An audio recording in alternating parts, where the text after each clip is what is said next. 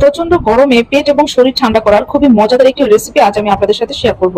বর্তমানে চলছে প্রচন্ড গরম, আর এই প্রচন্ড গরমে মাছ মাংস কোনো কিছুই যখন খেতে ভালো লাগে না, তখন যদি মজাদার এই রেসিপিটি তৈরি করে নেন, এই রেসিপি দিয়েই কিন্তু এক প্লেট ভাত আঙুল চেটে পুটে খেয়ে নিতে পারবেন। এছাড়াও এই প্রচন্ড গরমে পেট এবং শরীর ঠান্ডা থাকবে। তো খুব সহজেই পেট এবং শরীর ঠান্ডা রাখার মজাদার এই রেসিপি কিভাবে তৈরি করছি তা দেখতে এবং জানতে হলে আমার আজকের এই ভিডিওটি সম্পূর্ণ দেখুন এবং আমার সাথে থাকুন। প্রথমেই নিয়ে নিয়েছি হাফ কাপ পরিমাণ মসুর ডাল। তো মসুর ডালগুলোকে খুব ভালোভাবে ধুয়ে পরিষ্কার করে নিব। এই পর্যায়ে প্যানের মধ্যে মসুর ডাল নিয়ে নিচ্ছি। মসুর ডালগুলোকে খুব ভালোভাবে সেদ্ধ করার জন্য এখানে 4 কাপ পরিমাণ পানি দিয়ে দিলাম। দেখতে পাচ্ছেন মসুর ডালগুলো ফুটে এসেছে। তো এই পর্যায়ে উপরে যে বাবলস গুলো আছে সেই বাবলস গুলো আমি উঠিয়ে নিচ্ছি।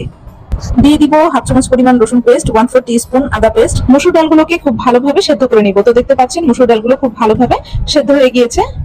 এই পর্যায়ে দিয়ে দিব হাফ চামচ পরিমাণ হলুদের গুঁড়া, 1/4 টিস্পুন জিরার গুঁড়া, স্বাদ অনুযায়ী লবণ। তো এখানে আমি 1 আটি পাট শাক নিয়েছি। পাট শাকগুলোকে খুব ভালোভাবে